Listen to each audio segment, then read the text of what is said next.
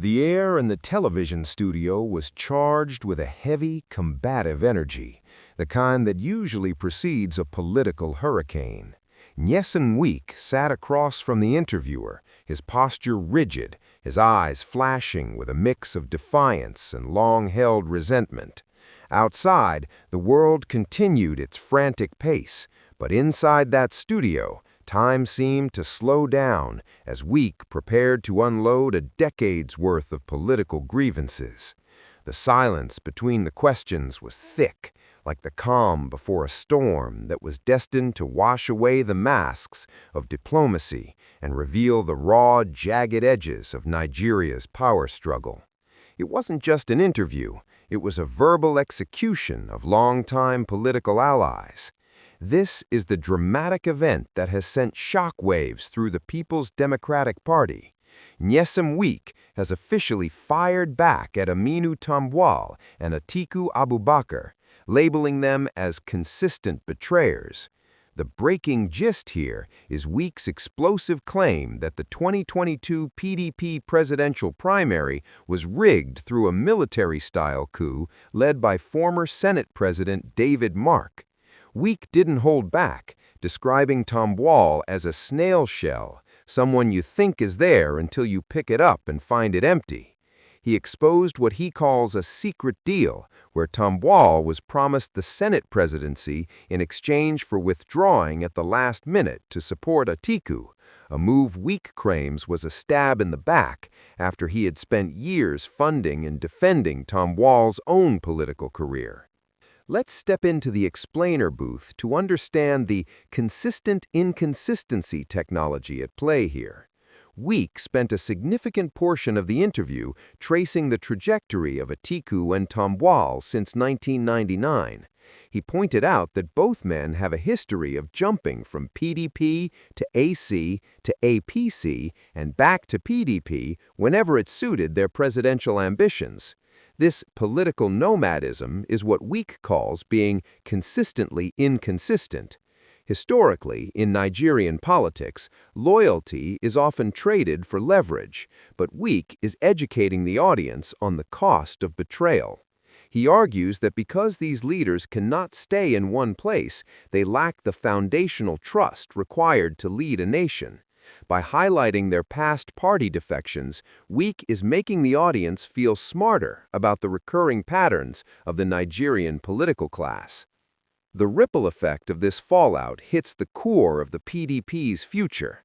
While the government statement from the Atiku camp might focus on party unity, the reality on the street is that the PDP is a house divided against itself. Wike's boast that he was happy to ensure Atiku failed in the 2023 election sends a clear message. In his world, betrayal is met with total political warfare. This contrast is sharp. The party leaders are talking about reconciliation, but Wike is talking about firing and failing them. This affects every PDP supporter in the country because it signals that the 2027 race is already being sabotaged by the ghosts of the 2022 convention. If the kingmaker has turned into the king-breaker, the party's road to recovery is effectively blocked. This is a final warning and a forecast for the coming months. The political war between Wike and the Atiku-Tambuwal faction is only just beginning.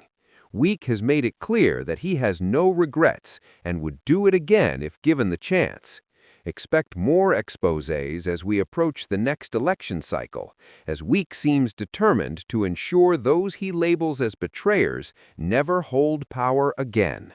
We are witnessing the dismantling of the old PDP guard, and the debris is going to be messy. What do you think?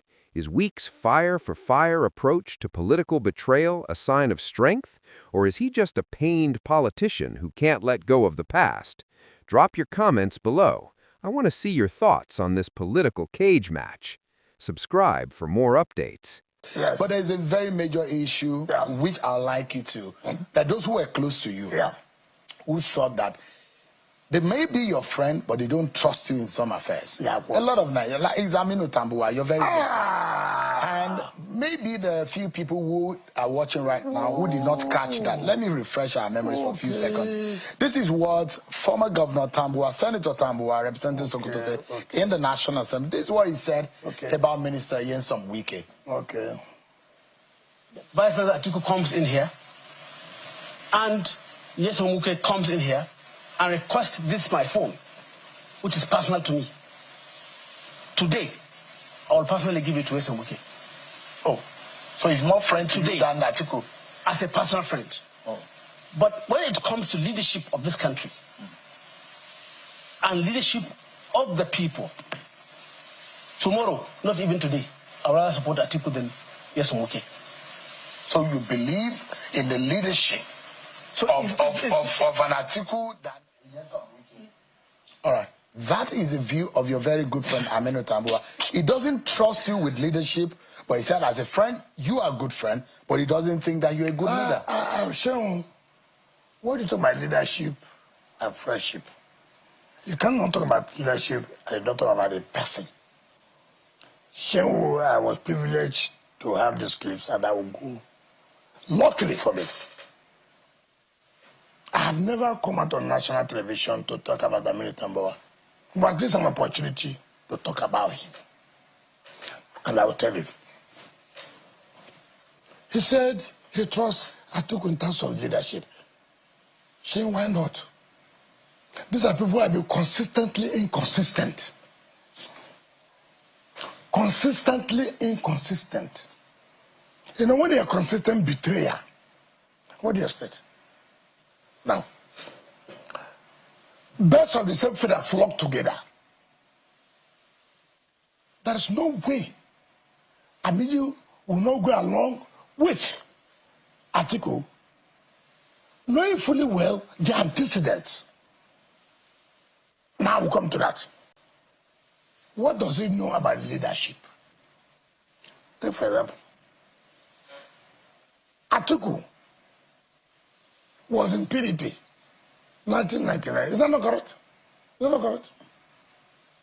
He became the vice president. Is that not correct? He went to challenge his boss. People pleaded with him. He pretended.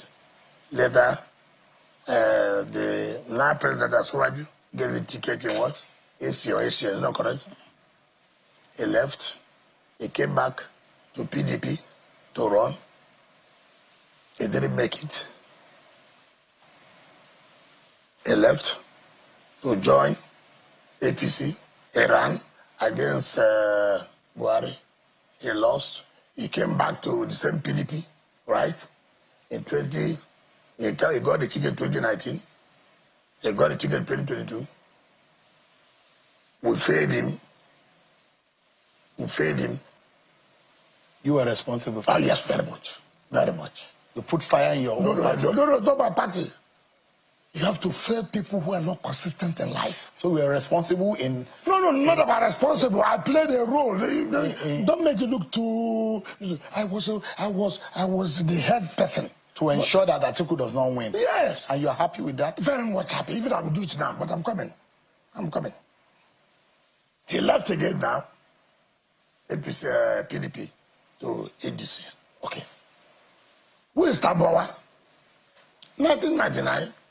He was special assistant to Senator Abdullah Wali of Sokoto, 1999. Yes, correct. He left. He joined his APP or DPP or whatever they may call. Yes, correct. Right? He came back to PDP. He became a speaker. Were those who funded that position. Yes. I thought no, I'm coming to that. He won. He left PDP and went to APC. Right? In 2014. He left APC by 2017 to join PDP. So he will run for presidential. Now again, he's going back to ADC. Now, look at his trajectory. Look at Atiku. Now, mention Wike from 1999 to now. PDP and 2023 supported. No. No. With due respect to you. No. No. Now, in 2019, who was Tambuwal? I. Was the Tambuwal people were hearing? Because of Tambuwal's theory, I had to take the National Convention to Port Harcourt. Because of Tambuwal? Yes. You did that because of yes. I did that. No. But you also failed in that. No. You wanted Tambuwal. What is important is you being consistent with people. So you have supported him all along. I'm coming. I will tell you. How did he become governor? It was Wamako, who was the governor then. When he was leaving second time, he brought him to be governor. Remember? Now, in Tambuwal second term of 2019, as a sitting governor, it was tough. It was runoff. He won with 342 or 346 votes. A sitting governor, second-term governor. It was tough. I appointed the legal team to defend that matter. As your friend then? I have always stood that friendship. I've always done that. Nobody can challenge me that, look, I agree this with you, but I'm coming. I sent my lawyer, Issue Kale, saying, another senior advocate, no. Why? I saw the legal team of APC, led by Dr. Alex Zion. I said, no, we have a problem. The margin was too narrow. So you need to have a crack team. I did it, but that's not the point. And you funded the legal team? Of course. Did you fund his return to office? That I won't go there. Secondly, when we are doing presidential election 2022,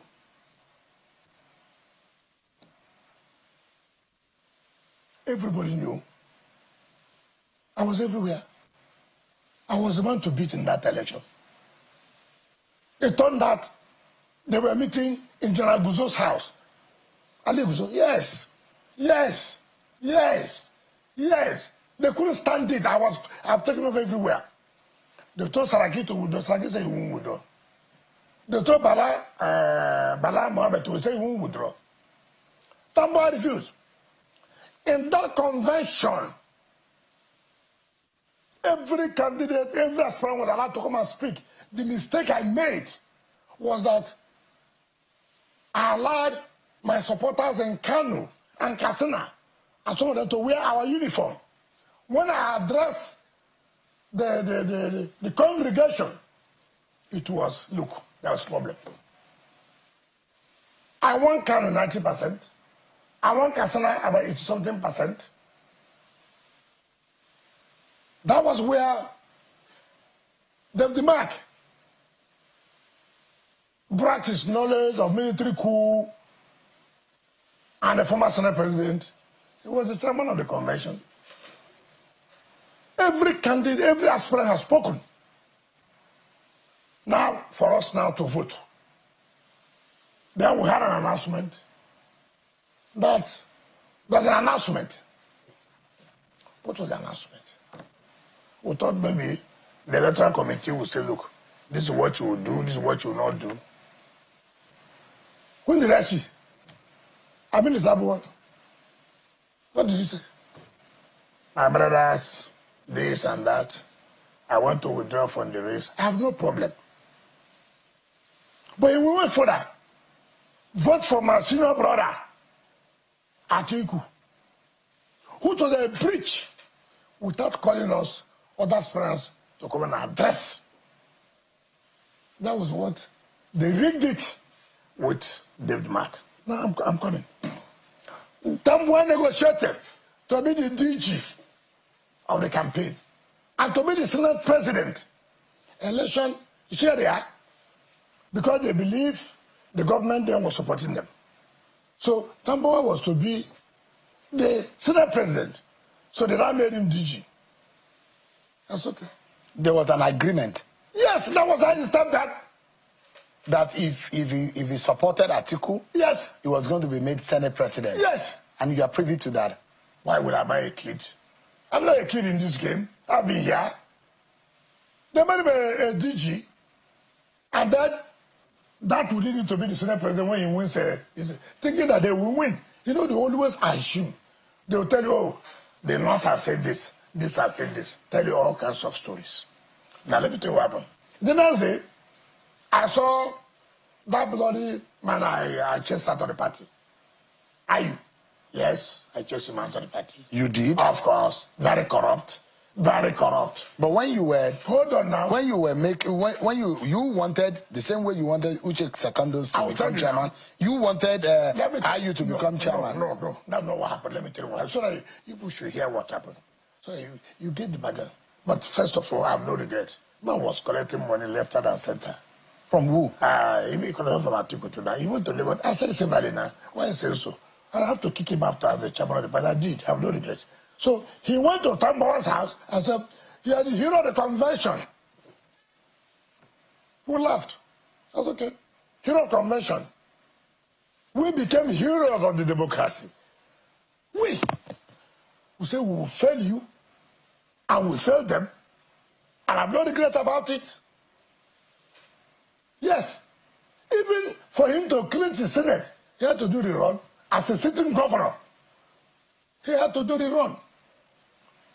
Let me come and tell you something. Let any Nigerian, let anybody come out in this country today, it doesn't matter whether you like me or not. Say, look, Sheung, me and Wike were agreed on something like this. He refused to do this. Look, when I heard Tambuwal say, it's very, very disrespectful. To the point when he said that Asuwaju is confined to Lagos. It's not a fair player. Very insulting. What is insulting here? That is his own political... No, I'm coming. This was a former senator. You remember Asuwaju was a former senator? Mm-hmm. You remember Asuwaju has been involved, even Buhari and the rest of them being in power. He played a role. Asuwaju has been involved in helping people to elect as governors in other states. It's very, very unbecoming for somebody like Tambuwal who come on national television to say Asuwaju is confined to Lagos. Very insulting. Very insulting. And again, I heard him say that Asuwaju can't take number. He knew that he has won. It's very insulting. You don't think Asuwaju can be defeated in 2027? Those are the things. I'm coming now. I'm coming, Shehu. Let's take it one by one. He said Nigerians will vote Asuwaju. I have no problem. Which of the Nigerians?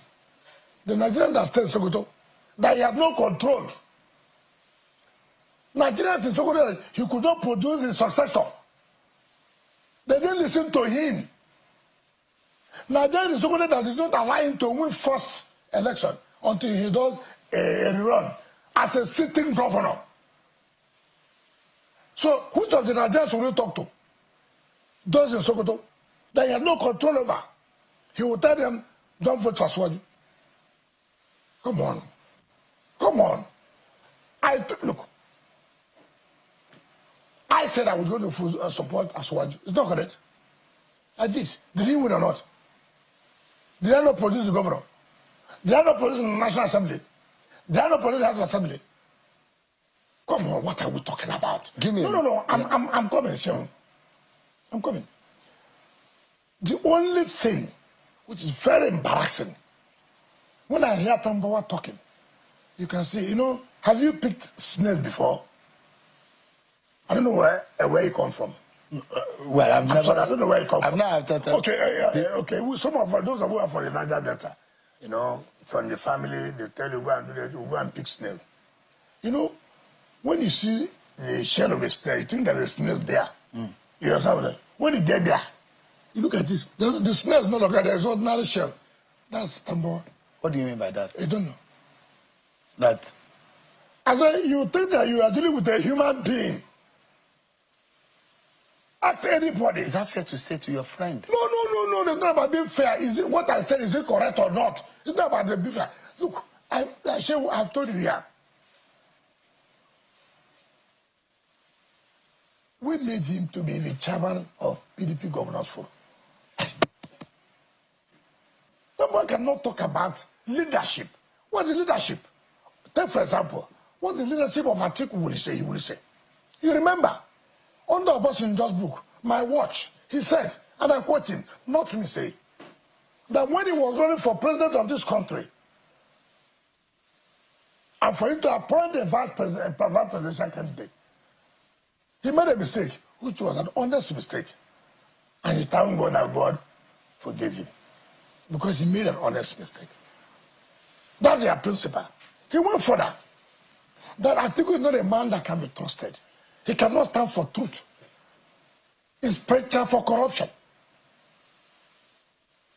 Atiku, what's the name? Buhari. You know, your boss gave you a testimony. You know what they call testimony? Testimony. Obasanjo gave the testimony of his subordinate. So when they talk about leadership, what leadership? I have shown leadership. I have said, look, you cannot do this. If you do this, you pay for it. I have come out to say, I am not going to support it because it's wrong. It looks to me that you're still very pained and still very much unhappy with how Aminu Tambuwal treated you. No. That dashed your hope of becoming the PDP candidate in 2022. No. It only exposed him. But was a backbreaker for you. No. Look, your ambition was dashed. No. You wanted to be president. No. The will of God will always prevail.